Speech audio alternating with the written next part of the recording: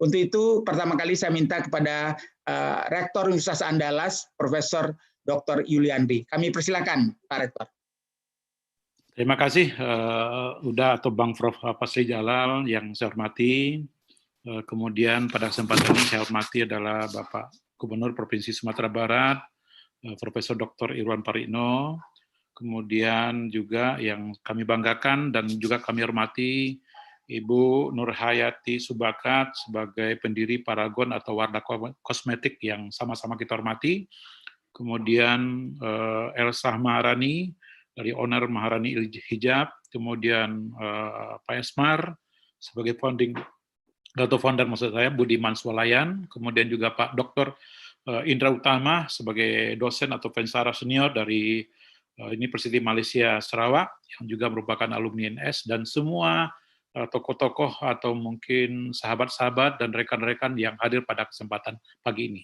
Saya mohon izin Pak Pasli, mungkin ada juga bisa saya share screen sedikit untuk sebagai bagian pengantar supaya tidak menyebar kemana-mana. Mohon izin Pak Pasli. Silakan Pak Rektor.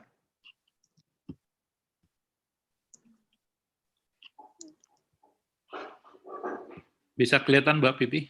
Ya, dah. Oke. Di salisokan aja, dibesarkan. Oke.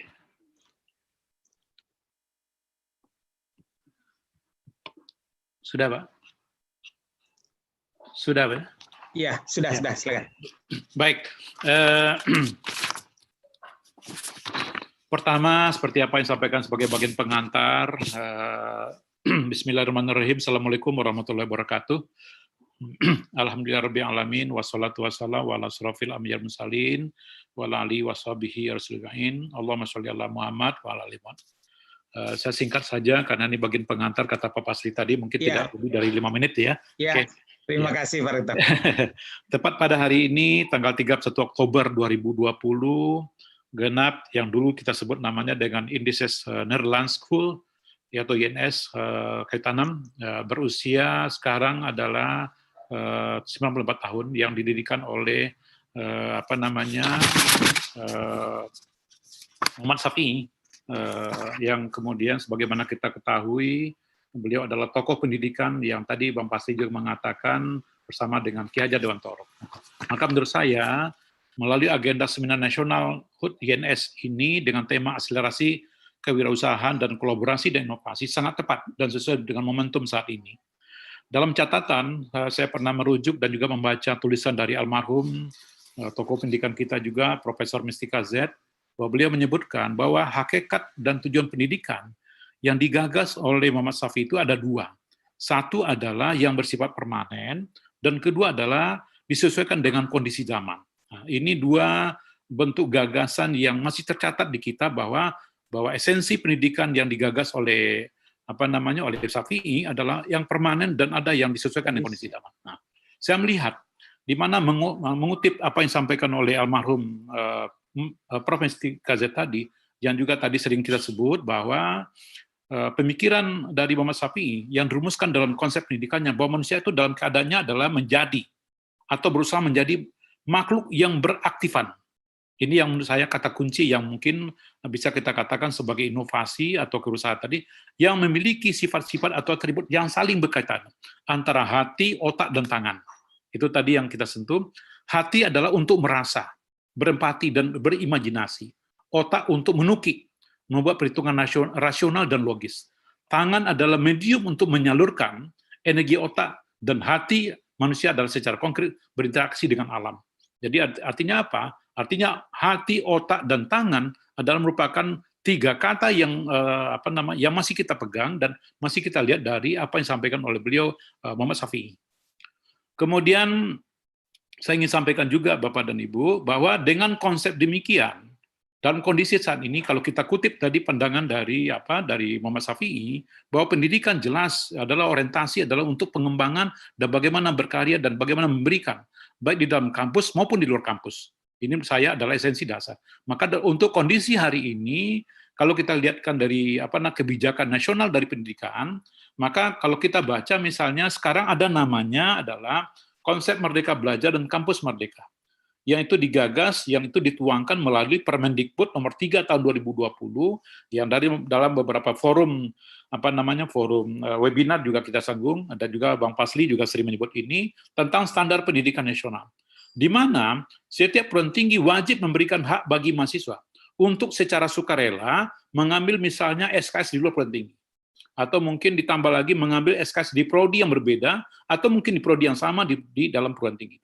Maka menurut saya, dan juga langkah ini adalah merupakan konsep yang hari ini disesuaikan, terutama dalam program pendidikan tinggi misalnya. Nah, dalam kaitan ini Bapak dan Ibu, kegiatan mahasiswa, terutama yang dapat diperoleh di luar kampus misalnya, kita ambil contoh dalam magang atau praktik kerja, proyek di desa, mengajar di sekolah, dan juga pertukaran pelajar, atau mungkin penelitian atau riset.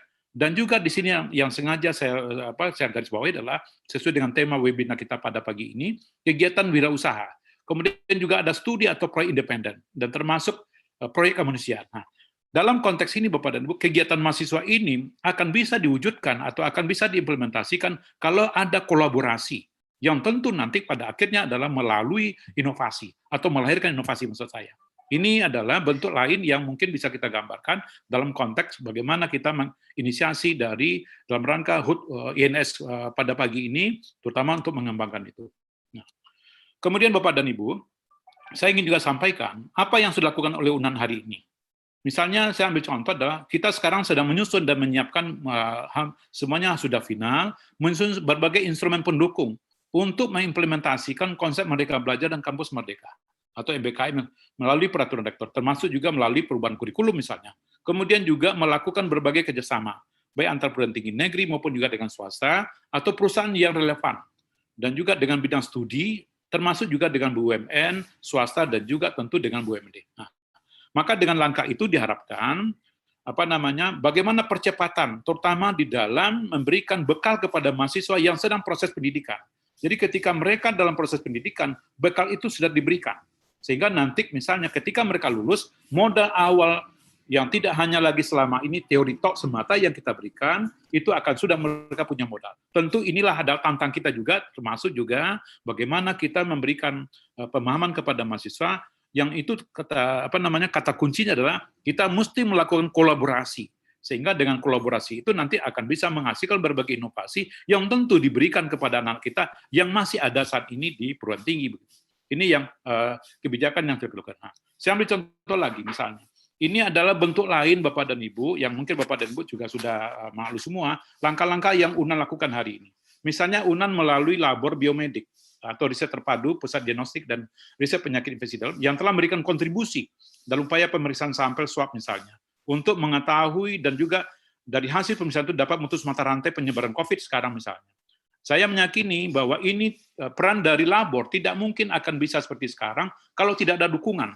Saya sebut saja misal dukungan dari Bapak Gubernur melalui Pemda Provinsi Sumatera Barat, dari PNBP, termasuk juga unsur lain. Termasuk juga karena Ibu Nuriati hadir pada saat ini, juga dari PT Paragon, TI misalnya melalui Wardah Kosmetik. Dan ini juga termasuk bagian yang menurut saya bentuk kontribusi lain sehingga kita bisa melihatkan peran itu. Dan kalau boleh kita katakan di rumah sakit tidak hanya ada yang dipimpin oleh Dr. Andani, itu tidak hanya ada dosen, tapi juga ada mahasiswa-mahasiswa yang juga adalah relawan-relawan yang berperan di dalam melakukan upaya demikian. Nah, kemudian kami dibungkus juga, 1 menit Pak Rektor. Oke, peran rumah sakit UNAN juga demikian, termasuk juga rumah sakit juga. Nah, kami juga tadi Bang Pasli juga mengajarkan Nagari Development Center juga ikut berperan di dalam mendorong Nagari terlibat aktif dalam pembangunan Nagari. Ada juga peran lain dari ahli yang ada di UNAN, Kampus Nagari, KKN Tematik, dan juga ini juga mungkin peran ke depan Bang Pasli adalah bagaimana kita mengembangkan Nagari sebagai upaya untuk misalnya mengoptimalkan peran dari Tungku Tigo Sajana.